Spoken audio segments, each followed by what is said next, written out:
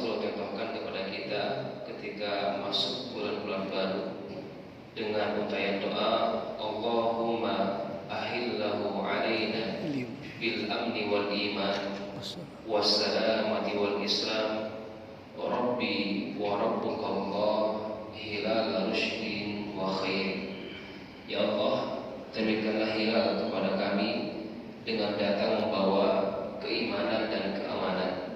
Maksudnya adalah di mana keamanan yang akan kita rasakan bergantung kepada kualitas iman kita. Semakin kuat imannya, maka akan diberikan keamanan yang maksimal. Sebaliknya kalau imannya rapuh, maka keamanan pun akan terganggu. Yang kedua yang kita minta adalah wassalamati wal islam. Kita mohon kepada Allah agar ketika masuk bulan baru ini Allah berikan keselamatan dan keislaman kita. Maksudnya adalah kalau ingin selamat dunia akhirat, maka sempurnakan keislaman kita. Alhamdulillah pada bulan ini di antara saudara-saudara kita yang Allah takdirkan untuk bisa berangkat menunaikan ibadah haji sebagai penyempurna rukun Islam yang 5. Semoga jamaah subuh yang hadir pada hari ini Allah takdirkan untuk bisa berangkat. Bagi yang belum, yang sudah pun jika masih ada budget, bisa berangkat atau berangkatkan saudara yang lain insyaallah. Begitupun yang ketiga, kita mohon ketika kalinya kepada Allah dengan masuk bulan baru ini, hilal rushdin wa khairin, bulan penuh petunjuk dan keberkahan. Maksudnya adalah kalau ingin hidupnya berkah, maka ikuti petunjuk Allah Subhanahu wa taala. Ini 3 permintaan setiap bulannya yang kita panjatkan kepada Allah Subhanahu wa taala. Meminta kekuatan iman agar aman, meminta kekuatan Islam agar selamat, dan meminta mengikuti petunjuk Allah agar kita hidup dalam keberkahan insyaallah. Baik, mohon maaf bulan kemarin ada miskomunikasi. Saya kira masih libur karena masih Idul Fitri dan tidak ada konfirmasi dari pengurus. Saya kira libur nih. Alhamdulillah untuk bulan ini ada konfirmasi untuk bisa lanjut materi kita kajian tentang waris. Insyaallah hari ini kita akan fokus belajar. Pertama akan kita murojaah dulu, mengulang materi yang lalu karena delay 2 bulan ya. Kemudian insyaallah kita akan masuk ke materi tentang penetapan atau penentuan berapa sajakah bagian masing-masing ahli waris. Baik, pertama tentang tulisannya putus-putus ya. Maaf. Tentang tahapan tahapan penyelesaian waris, di mana waris ini tidak langsung dieksekusi, tetapi ada tahapan-tahapannya. Yang pertama adalah jangan dulu bicara waris sebelum jenazah dimuliakan. Tolong diurus, dimandikan, dikafankan, disolatkan, dikuburkan. Adapun biaya-biaya terkait tentang pemulihan jenazah, jika tidak ada postingan yang lain, maka diambil dari harta si mayit. Tapi alhamdulillah kebiasaan di masyarakat kita ini sudah bagus, ada dana sosial atau dana kematian untuk pengurusan jenazah. Alhamdulillah. Jika tidak ada, maka diambil dari harta si mayit. Jadi sebelum diwariskan, hartanya digunakan untuk pemulihan jenazah. Ini yang pertama. Yang kedua, jangan bicara waris sebelum hutang diselesaikan. Baik hutang kepada Allah berupa zakat yang belum tertunaikan, kafarah, denda atau yang lainnya. Ini hutang-hutang yang langsung kepada Allah atau nazarnya, baru hutang kepada sama manusia. Ini mohon diperhatikan kepada ahli waris, kepada anak-anak atau saudara-saudara yang wafat, orang-orang terdekatnya, untuk serius menyelesaikan hutang-hutang almarhum. Jangan hanya mengiklankan atau jangan hanya mengumumkan saja tanpa ada gerakan mencari siapa yang dihutangi oleh almarhum yang wafat ini. Karena dalam beberapa keterangan Rasul pernah enggan mensolatkan seorang jenazah yang masih ada hutangnya. Ini berat, Pak. Walaupun Bapak sudah ada indikator gelar syahid, inna syahid yughfar kullu dzambin illa dain. Syahid itu bisa menghapus segala dosa kecuali satu, hutang. Jadi saya tahun Bapak Ibu, walaupun syahid gelarnya, jika ada hutang maka tidak tertutup dengan syahidnya kita. Maka mohon kepada ahli waris yang ada minimal hari ini, subuh hari ini, ketika ada kewafatan orang tua kita atau anak kita atau saudara kita, harus serius menangani hutangnya. Jadi jangan cara waris sebelum hutang diselesaikan. Itu yang kedua. Yang ketiga, jika ada wasiat-wasiat, jika ada pesan-pesan harta, tentunya wasiat ini tertuju kepada selain ahli waris. Jadi batal kalau ada wasiat yang tertuju kepada ahli waris. Suami berwasiat ke istri, "Ma, kalau papa meninggal, Al-Fatihah digarasi buat mama batalin." Atau ayah ke anak, "Nak, sawah yang di kampung sana, kalau papa meninggal buat kamu batal." Rasul mengatakan, "La wasiyata li warisi." Tidak ada wasiat bagi ahli waris. Jadi nggak usah bilang untuk anak-anak kita, untuk pasangan kita, nggak usah ada ijab kabul, otomatis nanti pasca kewafatan kita, harta yang kita miliki akan diwariskan, akan kita wariskan kepada pasangan, anak-anak, orang tua, dan yang lainnya. Nanti kita lihat siapa saja ahli waris kita. Ini yang ketiga tentang wasiat. Tapi kalau saya lirik ayatnya, disebutkan di sana penyebutannya wasiat dahulu, baru hutang. Jadi kalau Bapak cek ayat ke-11, ayat 12, redaksi ayatnya, "Min ba'di wasiyatin yusi biha au dain." Sampai 3 kali atau 4 kali Allah mengatakan min ba'di wasiyatin yusi biha au dain. Setelah wasiat dan hutang. Ini urutannya.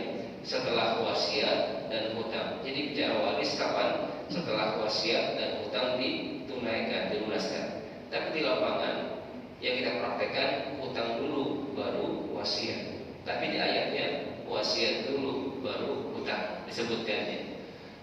Dari riwayat Ali bin Abi Thalib kita temukan beliau mengatakan, "Antum taqra'una hadhil ayat min ba'di wasiyatin yusi biha aw dain fa inna Rasulullah sallallahu alaihi wasallam qada dain tsumma wasiyah." Kalian, kata Ali, membaca ayat ini seakan-akan teknisnya adalah wasiat baru hutang. Tetapi di lapangan Rasulullah menetapkan membayarkan hutang dahulu baru wasiat. Beberapa telaah dari beberapa tafsir seperti yang saya baca, Syahrul Tafsir karya Syekh Muhammad Ali As-Sabuni yang telah wafat tahun yang lalu, beliau memberikan tafsiran bahwasanya kenapa Allah dahulukan wasiat kemudian hutang. Pertama dari sisi kewajiban, dari segi hukum, wasiat itu hukumnya wajib tidak? Enggak sampai wajib, itu pun sunnah yang dianjurkan berwasiat. Adapun hutang hukumnya apa? Wajib.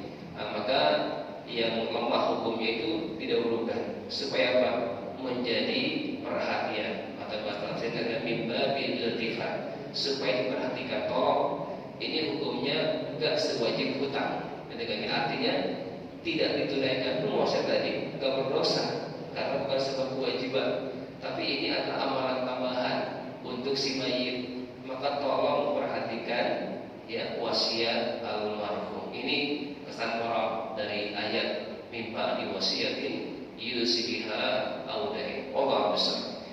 Jika ada biaya seperti biaya notaris atau perpajakan atau yang lainnya, akomodasi ketika penyelesaian waris, maka diambil dari objek waris sebagai pengurang. Maka netnya, sisanya, itulah yang kita namakan al-maurus, harta warisan. Jadi kalau yang di awal itu namanya tirkah, harta peninggalan, masih kotor, dipotong bayar hutang, dipotong wasiat, dipotong biaya. Netnya itulah yang jadi hukum. Kalau misalkan harta kotor tadi, peninggalan dan nggak tersisa, ya udah yang cara waris karena sudah tidak ada sisa sama sekali. Nah, maka di sini ketika ada harta net ya, yang sudah bersih dari potong-potong tadi, itulah yang akan kita selesaikan, yang akan kita bagikan kepada para ahli waris. Baik, kemarin kita sudah masuk ke dasar-dasar warisnya. Ada rukun, ada syarat, ada penyebab, ada penggugur. Ya, dari rukunnya harus lengkap di sini ya. Pertama ada pewaris yang meninggal, ada ahli waris yang ditinggalkan, dan ada harta waris. Ya. Kalau syaratnya pertama pewaris harus wafat. Jadi kalau ada perbincangan waris ketika masih hidup, itu bukan bicara waris. Ya, karena waris syaratnya adalah adanya kewafatan. Tapi kalau Bapak planning waris gitu kan, ya silakan dari sekarang memplanningkan, tapi belum ke eksekusi. Tapi kalau Bapak masih hidup mau eksekusi, ngumpul anak-anak, kumpul semuanya, Bapak bagi-bagi waris, nah itu salah. Yang ada apa? Bagi-bagi hibah kepada anak-anak. Hibah dan waris beda judul dan beda perlakuan. Yang kedua adalah hidupnya ahli waris dipastikan. Jadi patokannya kita sebut ahli waris adalah orang yang hidup saat waris wafat, gitu ya. Saya ulangi supaya tidak ada pertanyaan ke depan. Ustaz, anak saya meninggal duluan, terus bapaknya hari ini meninggal, itu anak yang meninggal duluan dapat warisan nggak? Nah, biar nggak ada seperti itu. Jadi kaidahnya adalah disebut ahli waris itu siapa? Orang yang hidup saat waris wafat. Jadi anak-anak atau orang tua atau saudara yang telah wafat terdahulu, maka sudah bukan lagi sebagai ahli waris. Walaupun dia pasangannya, walaupun dia anak kandungnya, walaupun dia orang tuanya, kalau sudah meninggal duluan dari sahibul mal, ya, yang punya harta tadi, maka gugur hak warisnya, ya, bukan termasuk ahli waris. Tapi ada solusi lain. Gimana nih cucunya nih? Kasihan. Nah, gitu kan ya. Bisa dengan jalur kerahiman. Ya, Allah besar. Ini tentang syaratnya. Yang ketiga adalah kita harus tahu jalur kekerabatan. Ya, nanti saya tampilkan skemanya. Siapa sajakah yang akan menjadi calon ahli waris kita. Baik. Yang ketiga ada penyebab. Ada penyebab.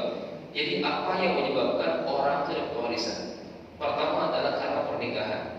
Suami dapat hak waris dari istri yang meninggal, begitu sebaliknya istri dapat hak waris dari suami yang meninggal. Itu karena apa? Karena pernikahan. Ya.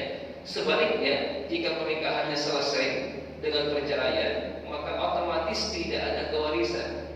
Jadi nggak ada waris untuk hak mantan suami, mantan istri. Nah, ini tidak ada warisan. Kenapa? Karena gugur penyebabnya. Itu apa? Berupa pernikahan yang sah. Selain akad yang sah, tidak menyebabkan kewarisan. Ya, kawin lari, apalagi Pak, kumpul kebo, nikah mut'ah, gitu kan ya.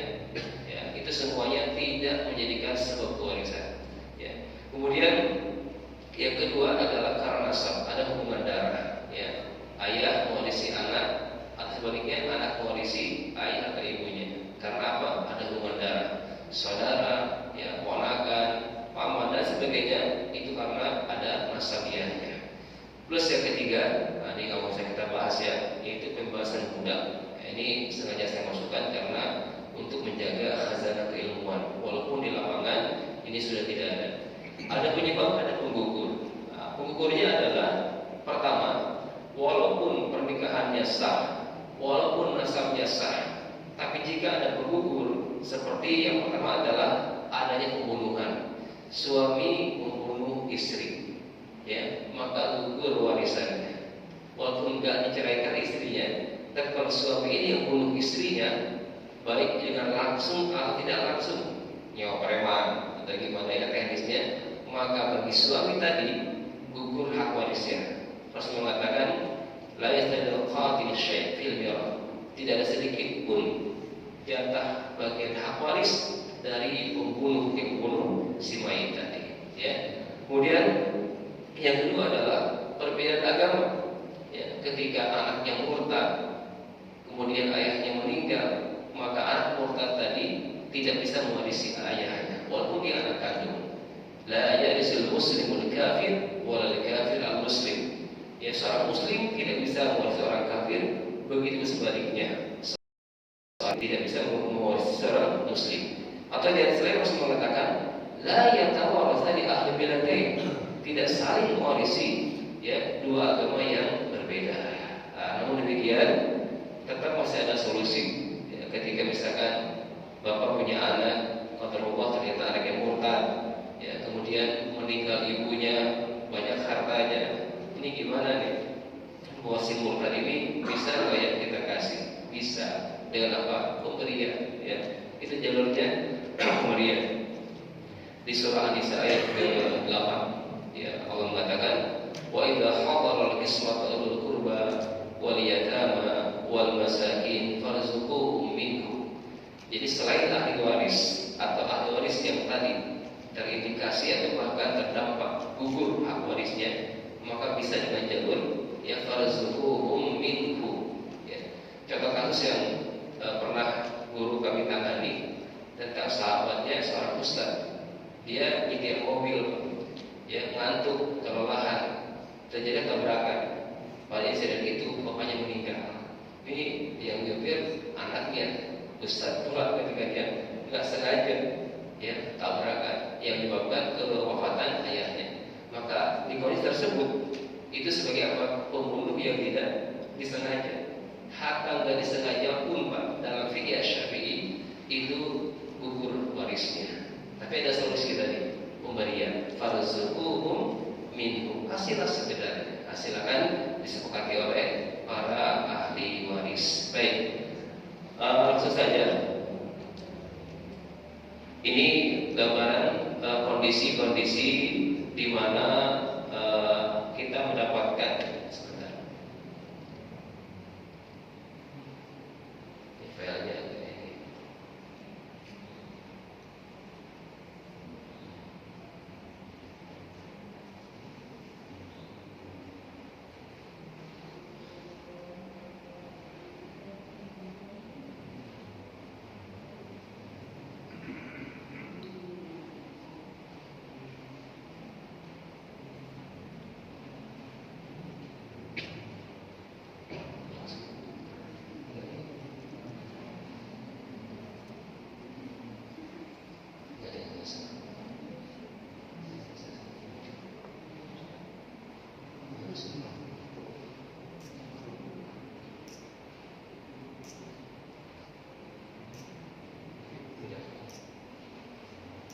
Baik, ini qadarullah kemarin laptop agak error, diinstal semua file hilang, nggak terbackup.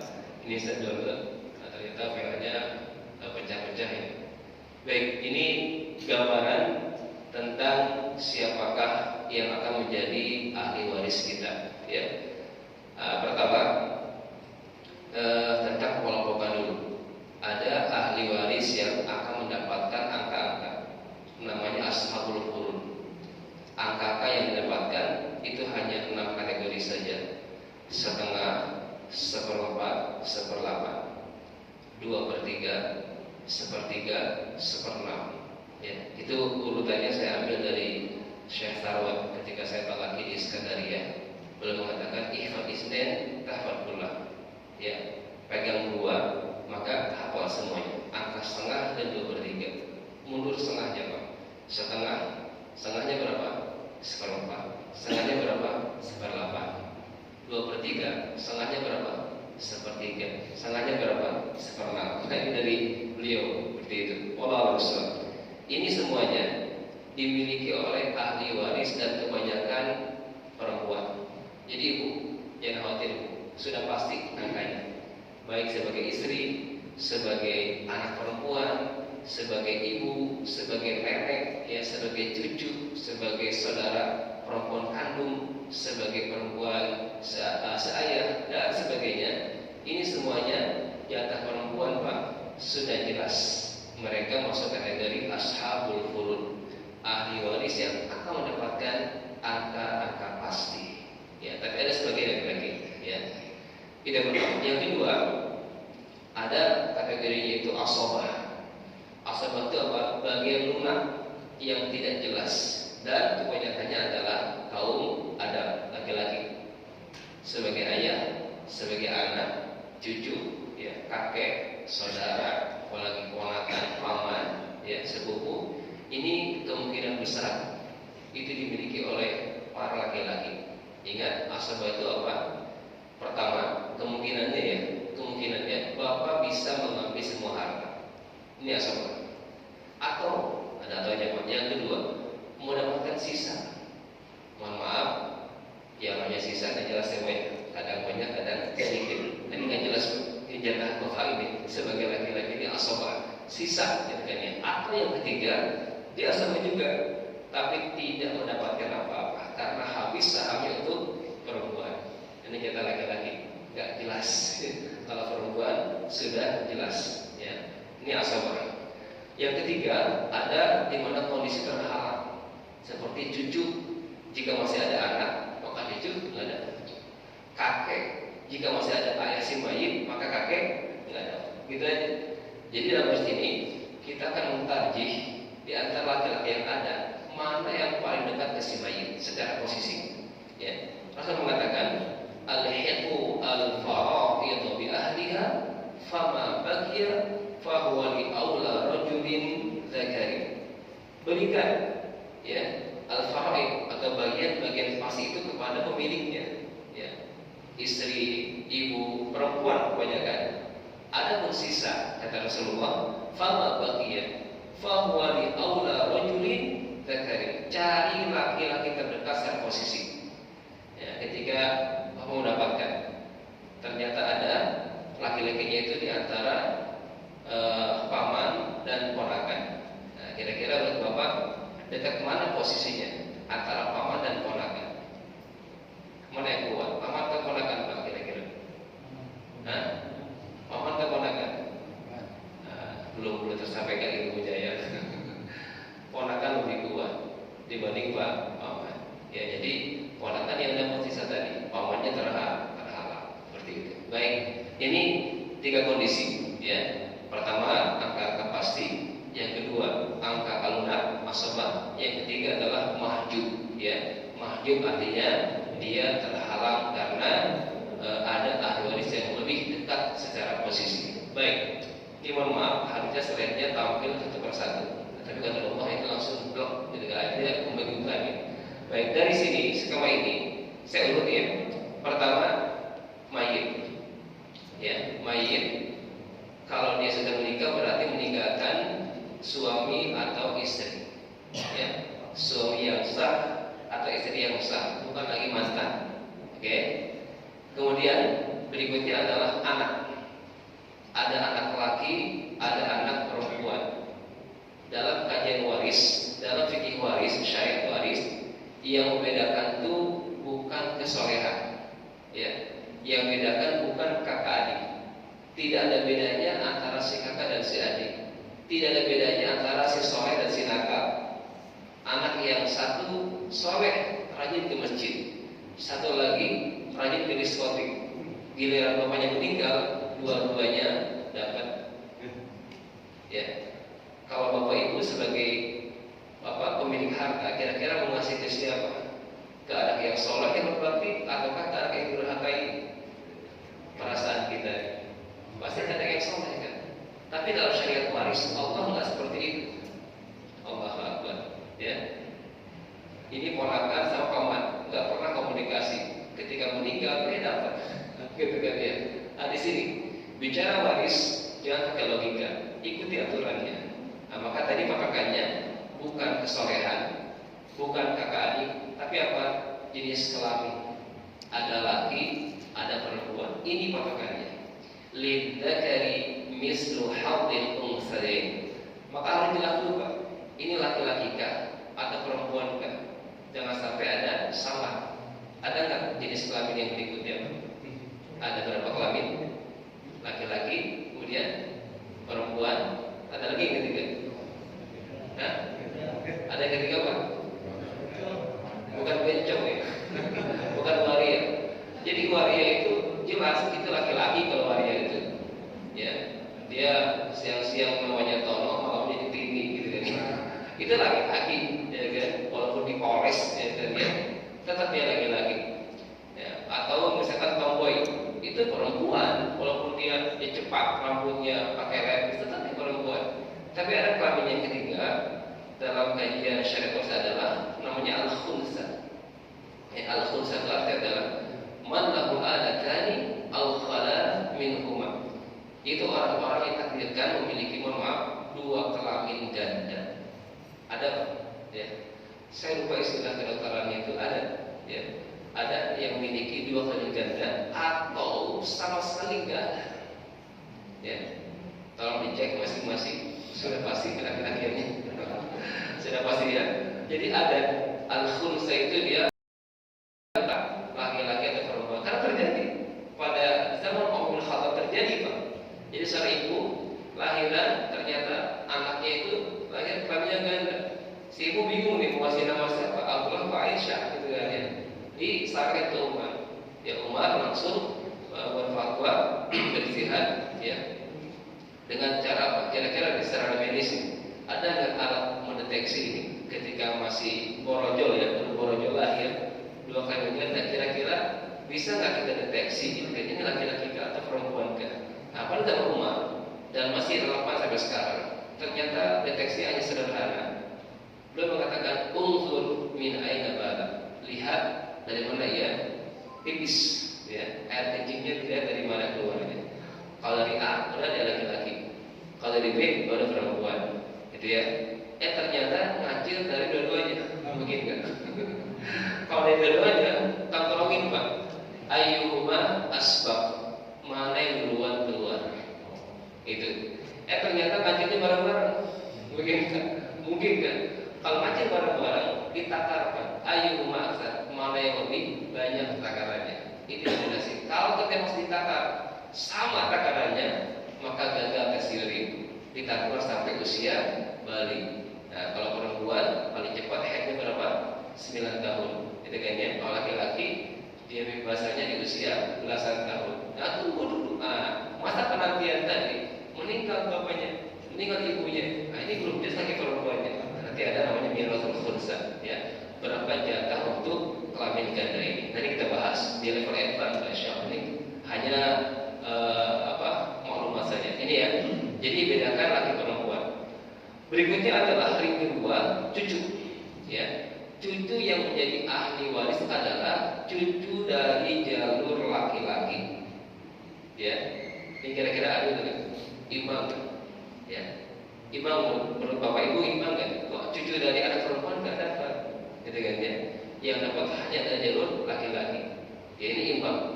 Ya, karena kalau kita bicara ini, anak laki-laki ini kan bapak mereka ya, gitu kan ya?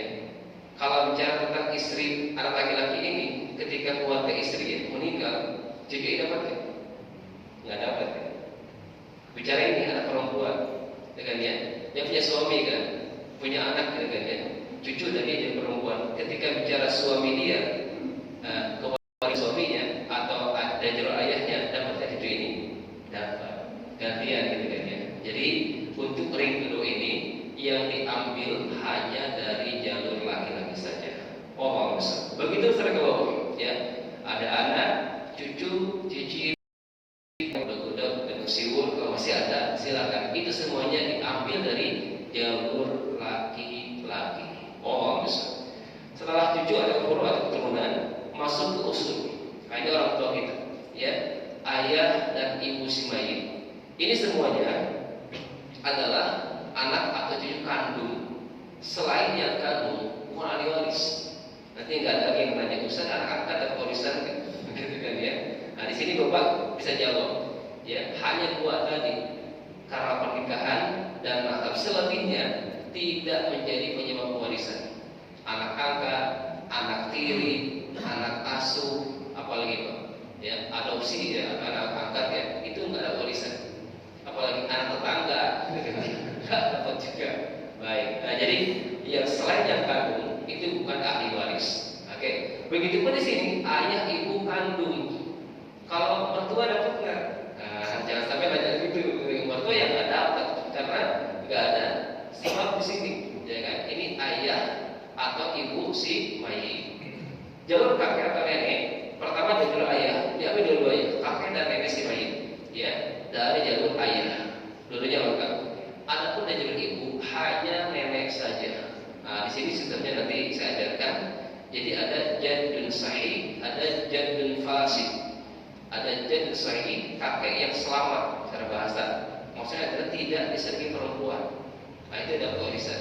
Tapi jika ada kakek yang diselingi perempuan seperti ini, ayahnya ibu. Nah, karena ada penyeling perempuan, maka lemah posisinya. Nah, maka untuk jaddun fasid itu kakek yang diselingi perempuan tidak termasuk ahli waris. Sebagaimana ini cucu yang diselingi perempuan tidak masuk kategori ahli waris. Tapi masuk kelompok namanya dzawil arham. Nanti kita bahas. Setelah kakek nenek berikutnya saudara. Ya. Nah, tapi mohon maaf, dari semua skema ini nggak usah bingung. Ya. Ada 3 kelompok yang pasti dapat, selebihnya waiting list. Nah, ini ada perumusan. Siapa sajakah yang termasuk kategori ahli waris utama? Pertama adalah pasangan suami istri. Ini pasti dapat. Zaujah pasti dapat. Yang kedua, ya, waladan, anak laki anak perempuan pasti dapat. Cucu waiting list. Oke, nunggu nih. Kalau masih ada anak cucu nggak dapat. Yang ketiga adalah al-abawan, ayah ibu pasti dapat. Jadi itu 3 golongan, itu pasti dapat. Pasangan, anak, dan orang tua. Ini 3 golongan yang saya namakan ahli waris utama, pasti dapat. Ya, ada selebihnya. Kalau masih ada yang 3 ini gugur, ya gugur. Terbayang ya, terbayang. Jadi kalau bapak ada anak, ada cucu, nah cucu nggak dapat, boleh tuh berwasiat ke cucu, gitu kan ya. Boleh tuh ngasih ke cucu seluruh pengobatan. Ada orang tua, ada kakek nenek, nah si kakek udah pasti dapat tuh. Kalau kamu mau kasih sekarang, kasih ke kakek itu kan ya. Kalau kamu masih kaya, gitu kan ya, silakan ya. Nah di sini berikutnya adalah saudara-saudara. Ada saudara kandung, saudara saya, ada saudara seibu, ya. Jadi misalkan lagi perempuan, kecuali yang seibu itu disatukan. Kenapa? Karena jatahnya berbeda. Ya, dalam waris ini tadi saya sampaikan, yang membedakan adalah kelamin laki perempuan. Berlaku hukum 2:1, di mana bagian laki-laki 2 kali lipat daripada bagian yang perempuan. Anak laki, anak perempuan terjadi 2:1. Cucu laki, cucu perempuan terbagi 2:1. Sampai ayah ibu pun terjadi 2:1. Nanti kita lihat. Ya, saudara pun saya pisahkan. Ada saudara laki kandung, saudara perempuan kandung. Terjadi ketika bertemu mereka terjadi hukum 2:1. Tapi tidak dengan saudara seibu. Ayatnya beda. Ya, kenapa saya satu kolomkan? Karena jatah laki perempuan di sini sama. Nah, jadi Islam pun ada paham kesetaraan gender, ada di sini, yaitu pada bahasan saudara seibu si mayit.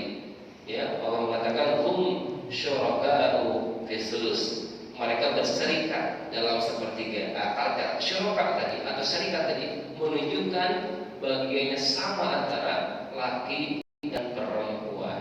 Nah, maka dalam skema ini tetap saya satu kolomkan karena jatah ada bagiannya sama antara laki-laki atau perempuan. Setelah saya saudara, berikutnya adalah ponakan. Ya, jadi jangan lupa ponakan. Ponakan pun ini bahasa Indonesia ini kurang pas ya. Karena kalau kita nyebut ponakan itu umum, ya. Padahal yang dimaksud ponakan yang masuk kategori ahli waris adalah anak laki dari saudara laki kandung. Saya ulangi, ponakan apa? Anak laki dari saudara laki kandung.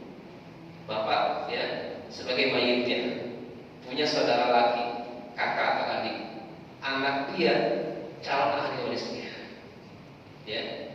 Calon waris kita ya, ponakan kan dari jalur saudara laki. Adapun ponakan yang lain, ponakan perempuan atau ponakan dari jalur perempuan masuk kategori dzawil arham, melemahnya. Jelas? Ini ada 2 ya. Ada anak laki dari saudara laki kandung, ada juga anak laki dari saudara laki seayah. Nah, jadi kalau bahasa Arab itu enaknya akhul syahid, saudara laki kandung. Anaknya siapa? Ibnu akhin syahid. Ya, dalam matan Al-Habib dikatakan ibnu akhir syahid, anak laki dari saudara laki kandung. Oke. Setelah perangkat selesai, baru ke paman. Nah, istilah paman pun bingung kita. Ya nggak fokus saya pamannya, atau dulu paman dari mana dulu? Kan istilah paman itu kadang coba saya tanya, istilah paman dari ayah nyebutnya apa? Paman bibi.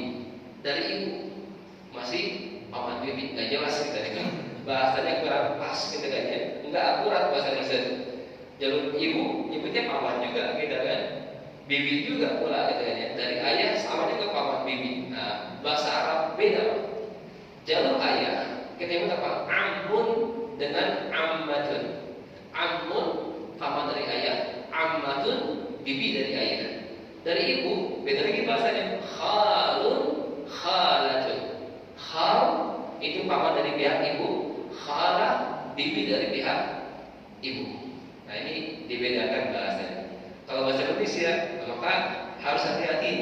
Jadi bapak sebagai konsultan nanti cek ini paman dari mana? Saya pamannya. Tunggu dulu, dari mana? Jalur ayah, oke, betul. Jadi ada paman kan. Maka saya gariskan sini dari ayah paman ini.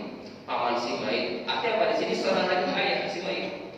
Kita yang meninggal, saya punya bapak saya punya saudara, teman saya dengan itu calon ahli waris, ya.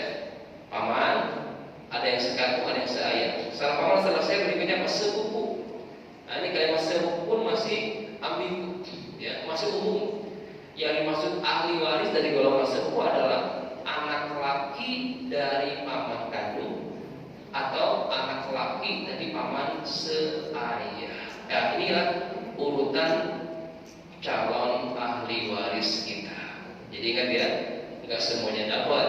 Ya, jika masih ada yang 3 golongan tadi, maka itulah yang akan mendapatkan hak waris kita. Jika 3 golongan sudah enggak ada atau enggak ada anak, nah baru ya kemungkinan besar larinya ke saudara, keponakan, paman atau sepupu. Misalkan dia belum menikah, gitu kan ya, belum menikah, enggak punya anak, orang tua meninggal duluan, tapi ada saudara orang tua, nah itu pasti mendapatkan harta warisannya. Wallahu a'lam. Baik, ini gambaran tentang dasar-dasar waris. Baik, kita akan masuk ke materi penetapan.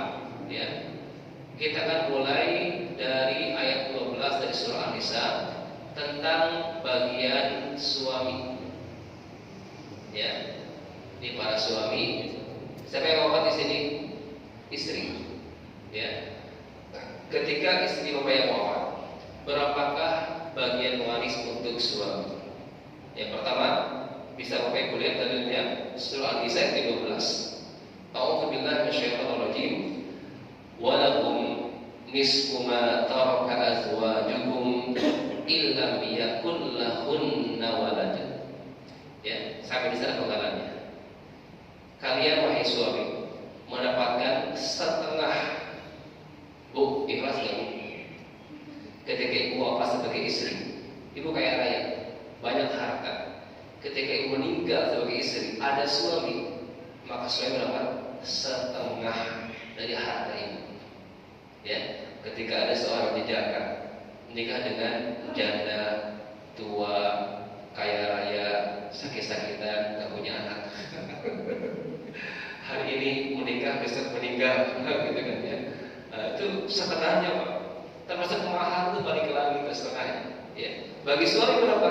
Setengah. Suka tidak suka. Ini enak banget nih. Udah nggak kerja, nggak menafkahi, giliran dia meninggal dapat setengahnya. Allahu Akbar. Ini syariat tidak bisa kita logikakan. Ini Allah yang menetapkan. Ikhlas ya, Bu? Ikhlas ya Bu? Harus ikhlas ya. Saya tanya, udah Ustaz, ini kasusnya apa? Syaratnya satu, illam yakun lahunna walad. Jika si istri wafat tidak meninggalkan keturunan, ya nggak punya anak, atau punya anak karena tinggal duluan, nggak ada anak kan saat dia meninggal, dua-dua meninggal, atau punya anak tapi anak ini murtad beda agama sama ibunya, itu pun dianggap tidak ada. Atau memang punya anak tapi anak yang bunuh ibunya, jadi saat membunuh berarti dianggap tidak ada anak karena pembunuh tadi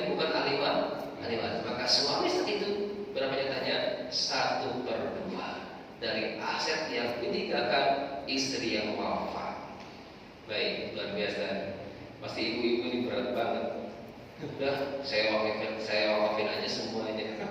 Saya nggak mau harta saya jadi di suami saya. Saya tanya Bapak Ibu, kira-kira pahalanya besaran mana ya antara mewakafkan dengan mewariskan?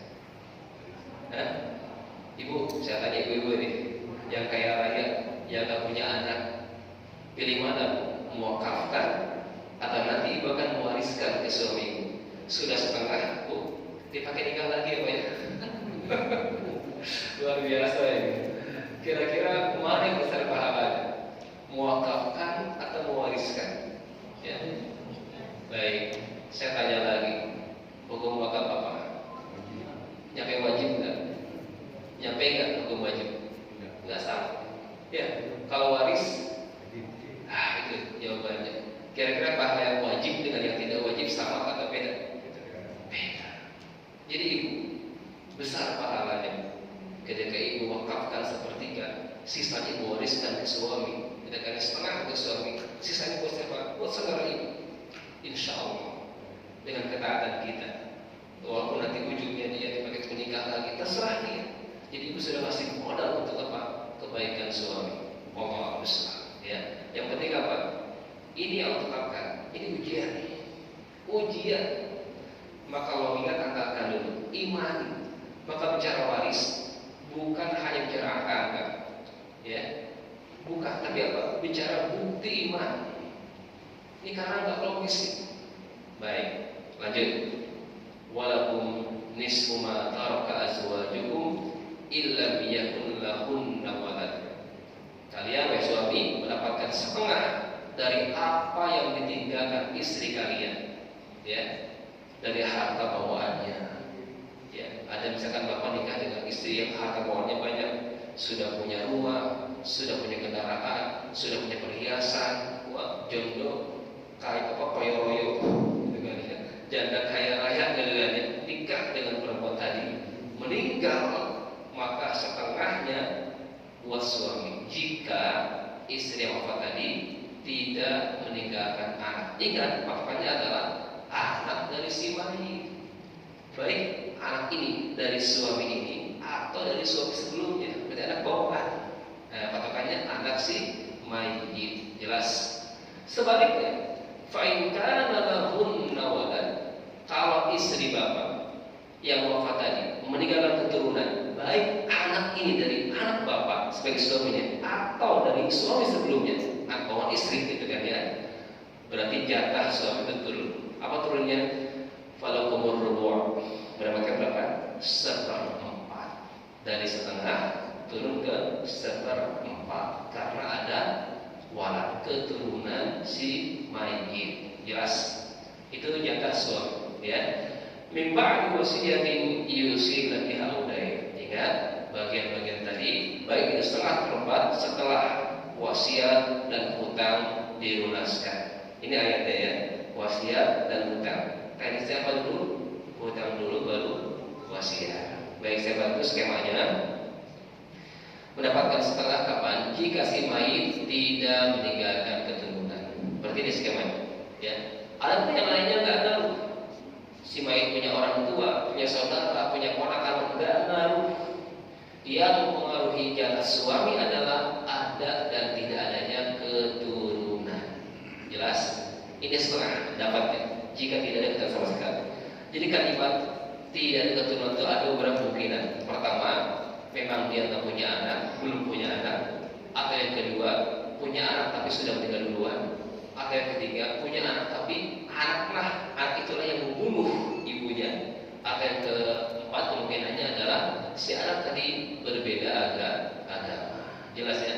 Karena saya baca-baca di tafsir, nggak ada penjelasan itu. Ya, hanya kategorinya tidak ada anak saja. Ini khawatir dipahami ketika dia punya anak, anaknya murtad, berarti suami 1/4. Berapa? Setengah. Karena bagi pembunuh atau yang beda agama tadi, wujuduhu ka'adami, adanya dia sama dengan tidak ada, ya, ditiadakan, tidak mempengaruhi jatah suami dari setengah. Allah besar. Sebaliknya, ketika si mayit yang meninggal tadi meninggalkan anak, berapapun jumlahnya, apapun kelaminnya, mau laki, mau perempuan, mau anak, mau cucu, ingat ya, dari jalur laki-laki gitu ya. Mau cicit menjaga waris, kalau ada keturunan si mayit tadi, maka jatah untuk suami almarhum yang wafat tadi mundur dari setengah ke seperempat. Ini angka pasti. Ini ayat muhkam. Jadi di awal Bapak Ibu harus punya kaidah. Rasul mengatakan Quran ini turunnya dengan 5 dimensi. Al-Quran nazala ala khamsati awjuh. Ini penting penetapan keimanan dulu. Jadi kalau sekarang menjelaskan waris itu nggak langsung angka-angka. Begitupun kajian waris nggak langsung angka-angka. Ada prolog dulu sebelumnya keimanan. Karena kalau langsung ke angka, chaos. Kok saya sedikit, enak banget dia banyak, gitu kan ya. Ingat, cara memahaminya seperti ini. Quran ini kata Rasulullah turun dengan 5 dimensi. Al-Quran nazala ala khamsati awjuh. Halalun, haramun, muhkamun, mutasyabihun, wa amsal. 5. Ya. Ayat-ayat tentang halal. Atau yang kedua tentang haram. Ada penghalalan, ada pengharaman. Yang ketiga muhkam, ayat yang sudah jelas. Ini antaranya tentang waris. Ini ayat muhkam, sudah jelas. Angka-angka tadi gak bisik. Nggak perlu tafsir setengah apa sih maksudnya. Nggak harus. Ya sama-sama. Seperempat ketika ya. Ini jelas muhkam, sudah jelas. Atau yang ketiga ayat keempat, kebaikan muhkam, mutasyabih yang belum jelas, sama-sama. Contoh alif lam mim itu belum jelas maknanya apa. Ya, yadullahi fawqa aydihim, tangan Allah. Wa yabqa wajhu rabbika dzul jalali wal ikram, wajah Allah. Ini sabar nih. Wajah Allah gimana ya? Tangan Allah gimana? Ini sabar. Ya. Atau yang kelima, amsal, perumpamaan, kisah-kisah, permisalan. Ini ada 5 dimensi. Sikapnya adalah Rasul mengatakan fa'malu bil halal wajtanibul haram wattabi'ul muhkam wa aminu bil mutasyabih wa'tabiru bil amsal. Sikapnya kata Rasulullah, ketika kita mendapatkan ayat tentang halalan, maka halalkan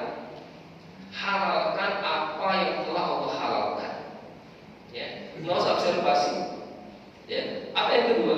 Ketika melewati ayat tentang haraman, haramkan. Jangan cuma sedikit pun. Coba saya tanya, yang Allah halalkan banyak atau sedikit? Banyak. Buktinya apa? Apa bukti jawaban banyak? Buktinya apa? Tidak ada rincian. Betul nggak Pak? Ada nggak rincian hal di Quran? Nggak ada, saking banyaknya. Nggak disebutin PMP pasal nggak disebutin kan? Uhilla lakumut thayyibat. Aku halalkan kata Allah yang baik-baik. Saking banyaknya nggak disebutin. Tapi tentang pengharaman banyak atau sedikit? Sedikit. Buktinya apa? Ada rinciannya. Betul nggak? Bisa itu jadi bangkai, darah, babi, binatang yang bertaring atau bercakar, selesai. Sedikit. Tapi di lapangan beban yang manusia banyak yang nyobain yang sedikit. Ini pada Allah halalkan banyak. Ini teorinya. Yang halal halalkan, yang haram haramkan. Ayat ketiga, ayat muhkam kayak mana sini? Bagaimana kita? Wattabi'u, ikuti. Ya, ikuti yang sudah jelas. Kalau sudah jelas angka, ikuti aja. Ya. Salat sudah jelas kan? Aqimus shalah wa atuz zakat. Jelas ayatnya. Dirikan salat, tolong zakat. Bicara waris ini ayat yang muhkam, sudah jelas, ikuti. Para sahabat ketika turun muhkamat, apa jawabannya? Sami'na wa ata'na. Nggak ada ragu, ya, nggak nerka-nerka. Kenapa sih suami setengah? Kenapa sih istri? Enggak nanya-nanya. Sami'na wa ata'na, itu aja. Ittabi'u kata Rasul, ittabi'u muhkam, ikuti saja, taati saja. Ini ujian buat kita, ujian ketaatan. Adapun ayat-ayat yang mutasyabihat, yang belum jelas, kayak tadi contohnya, maka apa? Imani. Akal kita ini nggak bisa menjamah alif lam itu apa maksudnya, nggak bisa menjamah. Walaupun bapak profesor Al-Quran gitu kan ya, nggak bisa menerjemahkan alif, lam dan b. Imani saja. Itu kalau itu cepat ngomong. Itu ayat pertama dari Al-Baqarah. Ikut imani saja. Yang kelima, fa'tabiru bil amsal. Ambil pelajaran dari bermisal. Baik ini buka. Baik biar nggak timbang. Satu lagi tentang pembahasan istri. Nah, ini belum contoh-contoh ya. Baru kayak dasar dulu.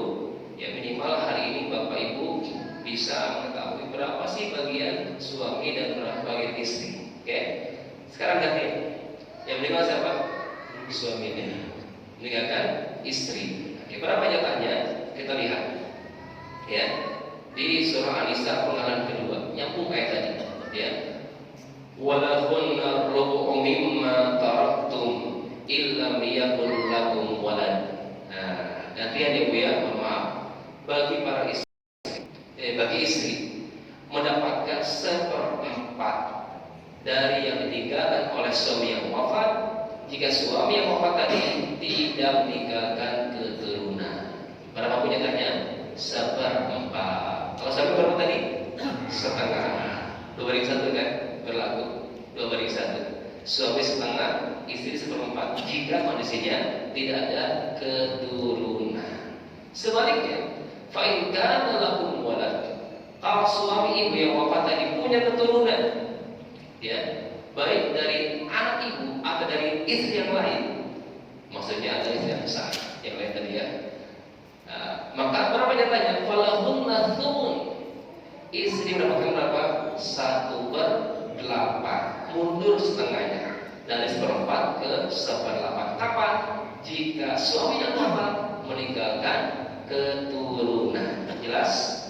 Mohon maaf Ibu, angka ini 1/4 dan 1/8 itu berlaku jika suami berpoligami. 1/4 bukan masing-masing 1/4, tapi 1/4 bagi 4. Begitu pun 1/8 bukan masing-masing 1/8, tapi 1/8 dibagi 4 istri. Dan tidak ada bedanya antara istri pertama, kedua, ketiga, keempat. 1/8 dibagi 4. Pahit banget ya Bu ya. Sudah 1/8 dibagi 4 nih, Masya Allah. Itulah ketentuan. Ini ada para istri yang curhat ke saya, Ustaz, ya, masa saya depresi 1/8? 60 tahun Ustaz saya menikahi suami saya. Maaf, saya pasti ujung hayatnya, hartanya banyak. Saya lagi istrinya yang layannya hanya 1/8. Dia komplain ke saya bilang, mohon maaf, yang nanti 1/8 siapa? Bukan saya. Allah tetapkan selisih betul. Kok 1/8? Ini kalau keluar iman, ya Bu ya. Ibu, saya ibu, tolong kumpulkan anak. Tiga anak, berapa anaknya Bu? Sekian. Jangan sisanya. Enak banget anak saya. Ya. Saya sebagai ibunya, istri dari almarhum yang 1/8, sisanya buat anak-anak. Saya bilang, kayak anak-anak, ya, bapak kalian wafat sekarang. Ya, ibu kalian sebagai istri berapa? 1/8. Kalian dapat sisanya berapa? 7/8. Karena di sana ada peralihan kewajiban menafkahi. Ketika ada hak, ada kewajiban. Bagi anak wajib menafkahi ibunya. Jadi konsep double samping itu Pak, Bu, kira-kira laki itu perempuan? Laki atau perempuan? Laki. Baik. Gedean laki-laki atau perempuan? Gedean perempuan. Bagi laki-laki Pak, yang dua tadi, di pundak bapak ada kewajiban menafkahi 4 perempuan. Bukan 4 istri, 4 perempuan. Pertama siapa? Istrinya, anaknya, ibunya, termasuk orang tua itu wajib bapak nafkahi. Saya nikah dengan keluarga yang perempuan, anaknya semuanya. Berarti saya wajib menafkahi orang tua saya. Karena dia punya laki-laki. Saya laki-lakinya ini waktunya wajib menafkahi. Makasih buat itu ibu. Oh gitu ya. Jadi yang merumahkan atau memberikan makan, sandang, pangan siapa? Anaknya. Jadi mau sampaikan bicara waris, bicara apa? Hak dan kewajiban. Dosa bagi anak yang telah melantarkan orang tuanya sampai ada kisah dilemparnya ke panti asuhan, ke panti jompo. Nauzubillah. Jangan sampai terjadi di masjid ini. Orang tua disimpan di panti jompo. Berarti anaknya ini nggak berbakti dengan alasan sibuk atau apa. Padahal di sana itu surga yang Allah jaminkan. Baik, saya kira untuk hari ini sampai sini dulu. Jadi kesimpulannya baru sederhana ya, antara suami istri. Suami berapa? Setengah atau 1/4. Berapa istri? 1/4 atau 1/8. kembali kasusnya, lihat apakah ada anak atau tidak. Wallahu a'lam. Baik. Ada pertanyaan, silakan. Ya. Berapa persen bertua tadi? Silakan. Pertanyaan itu. Bertua berapa persen ya? Ada. Assalamualaikum Ustaz. Menurut sedikit. Tadi sudah ketahuan suami setengah kalau tidak punya anak, istri seperempat atau seperlapan. Dan untuk mertua yang belum ada tadi. Orang tua. Mertua. Mertua. Ya. Mertua dapat nggak? Enggak ya? Enggak. Oh. Iya. Jadi mertua nggak dapat siapa? Orang tua. Orang tua kan. Mertua dapatnya apa tadi? Nafkah atau kerahi. Jelas ya. Baik. Satu lagi Ustaz. Iya. Ini ada suami istri itu menikahnya ini secara Islam. Padahal dia sebelumnya bukan Islam satunya, lakinya, tapi menikah secara Islam. Dalam perjalanan ini lakinya berubah akidah, terus meninggal. Satu sih lebih kuat surat nikahnya atau kondisi terakhir itu Ustaz? Kondisi saat wafat, agamanya apa? Iya, bukan saat akad, saat wafat. Misalkan dari suami istri wafat, ini agama suami apa? Bukan saat akad ya. Saat wafat suami atau wafat istri dan siapa yang meninggal, agamanya apa? Saat kewafatan. Itu menentukan warisnya. Betul. Iya. Terima kasih Ustaz. Allah Ustaz. Baik, ada lagi? Berikut ya, silakan. Assalamualaikum Ustaz. Saya mau tanyakan mengenai tentang wasiat. Wasiat itu tatkala gugur, pertanyaan saya ada ganjaran dalam hati saya. Orang tua ini memiliki 2 anak. Tatkala dia sebelum meninggal, dia menyampaikan kepada 2 anaknya, tapi si anak lakinya tidak ada hadir, memberikan suatu wasiat kepada anak perempuannya, pembantu dan tantenya. Gitu. Jadi anak yang perempuan, tantenya sama pembantu sebagai saksi ucapan secara tersirat, tapi tidak tertulis. Berjalanan waktu si orang tua itu meninggal, wasiat itu bisa dikatakan gugur. Yang pertanyaan saya, apakah si anak laki-laki yang tidak mendengar wasiat dari orang tua tatkala dia sudah meninggal, warisan itu dibagi dengan 1 poin? Itu pertama. Baik. Yang kedua, saya mau menanyakan lagi, boleh tidak si mayat meninggal pembayaran secara administrasi dibayarkan dari uang gajian? Itu aja tak. Baik. Pertama tentang wasiat aturannya. Pertama tujuannya, ya. Wasiat tertuju kepada selain ahli waris. Rasul membantahi, la wasiyata li warisin. Maka hadisnya, innallaha qad a'ata kulla dhi haqqin haqqahu fala wasiyata li warisin. Sungguh Allah telah menetapkan masing-masing ahli waris berapa bagiannya, dan tidak ada wasiat bagi ahli waris. Jadi batal wasiat ayah kepada anaknya, termasuk wasiat bagi rata. Nah, kalau nanti papa meninggal, bagi rata ayah antara kalian. Ini wasiat orang tua. Ada kebanyakan, ya. Kenapa terjadi seperti itu? Karena ada kekhawatiran. Ini takutnya cekcok anak saya. Udah bagi rata aja wasiatnya. Justru ini biang kecekcokan, biang perselisihan. Karena menyalahi syariat, ya. Ada pesan orang tua, ada pesan Allah, gitu kan ya. Orang tua berpesan, nah kalau nanti meninggal bagi rata ya. Allah berpesan di ayat 11 kalau mengatakan apa? Yusikumullah fi auladikum lidzakari mislu hadil unsayain. Allah berpesan kepada kalian, siapa kalian jadi orang tua? Ya, yusikumullah fi auladikum. Allah berpesan kepada kalian untuk anak-anak kalian orang tua. Berapa? 2:1 antara perempuan. Ya, di sini. Kira-kira pesan siapa yang kita dengar? Pesan orang tua atau pesan Allah? Nah, di masjid sejak udah pesan Allah. Tahu saya. Tinggal tukar pulang ke rumah ini. Udah kata mama lagi, kata papa lagi. Kira-kira orang tua kita di alam barzah, dalam tadi. Kira-kira sakit hati nggak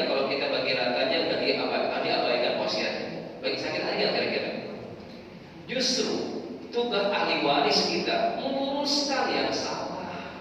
Ibarat ini, ayah kita ngajarin, nah 2 tambah 2 sama dengan 5. Meninggal ayah kita sekolah di SD, diajarin matematika lah guru kita. 2 tambah 2 berapa?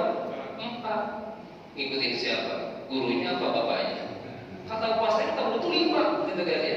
Ya kayak tadi, kata papa bagi rata, kata Allah enggak bagi 1. Nah di sini orang tua kita mohon maaf bisa jadi di saat itu belum ada hidayah, atau saat itu mungkin ilmunya belum dapat, maka luruskan.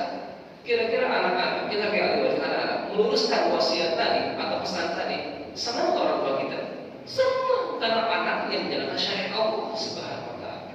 Nah jadi Bapak Ibu sebagai orang tua bijak.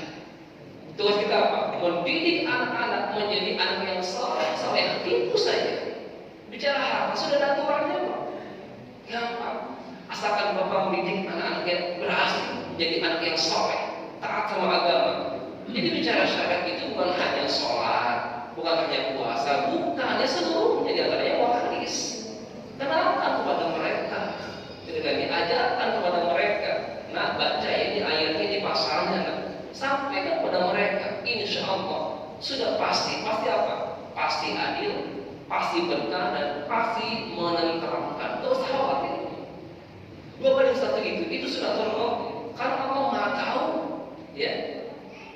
Fariidatan minallah, innallaha kana 'aliman hakim. Allah Maha tahu, Allah Maha bijak. Bijaknya orang tua tadi bagi rata. Karena kata saya, kasihan Pak yang laki-laki. Dia nanggung 4 perempuan, belum istrinya 4 pula. Jadi berapa perempuan? Belum anaknya banyak gitu kan ya. Jadi yang 2 tadi ditanggung di pundak laki-laki. Karena kewajibannya berbeda perempuan. Yang perempuan mohon maaf, 1 bagian tadi itu sudah besar. Itu saving buat ibu. Nggak ada kewajiban menafkahi suami, nggak ada. Menafkahi anak, nggak ada. Itu hanya kebaikan. Kalau kewajiban yang bapak abaikan, tidak menafkahi istri, tidak menafkahi anak, dosa. Tapi ibu sebagai istri posisinya tidak menafkahi anak atau suami, nggak ada dosa. Tapi bagi laki-laki berdosa. Nah, ini yang pertama. Yang kedua bicara masalah biaya, apakah bisa dari uang takziah atau uang duka? Silakan. Ya, jadi uang duka ini bukan objek waris, bukan. Ya, uang duka takziah bukan objek waris. Kenapa? Munculnya kuasa kematian.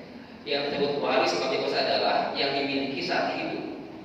Nah, sedangkan uang duka ini karena kematian, maka untuk apa keluarga boleh dimanfaatkan untuk tadi biaya-biaya urusan jenazah, ya, atau biaya-biaya takziah dan sebagainya. Adanya sebenarnya ketika ada kematian, kita sebagai tetangganya, saudaranya, yang membuatkan makanan, bukan yang lagi berkabung yang nyiapin makanan di lapangan, di rumah, sampai hutang-hutang, ya, untuk acara takziahnya, tahlilannya, sampai hutang-hutang. Kasihan, dia lagi bertamu. Harusnya kita sebagai saudaranya, sebagai tetangganya yang buatkan makanan. Terus mengatakan isna'u, ya, at-ta'am li ahli Yasir fa innahum, ya, yahzanun. Buat hidangan makanan buat keluarga Yasir saat itu, kata Rasulullah, karena mereka sedang bersedih, sedang bertamu, lagi masak gimana? Tidak enak kan? Maka kita sebagai saudara tetangganya, mohon tetangganya buatkan, siapkan makanan. Wallahu a'lam. Baik, cukup ya, insyaallah. Masih ada? Assalamualaikum warahmatullahi wabarakatuh. Mungkin ini kasus ada di lapangan, saya pernah temukan solusinya bagaimana. Jadi ada satu keluarga itu anaknya 7. Laki berapa? Yang laki 2, yang besar kakak dan adiknya yang 1, 2. Nah, pada saat orang tuanya hidup, itu yang 1, 2 itu sudah mendapat bagian hibah. Bentuknya mungkin hibah kalau istilahnya kali ya. Tapi dulu lisan. Jadi sudah dikasih tanah dan rumah di sana. Yang 1, 2 yang perempuannya belum semuanya. Tapi suatu ketika pada saat orang tuanya meninggal, ya itu ribut. Dengan alasan dulu karena tidak mengetahui yang lainnya nih.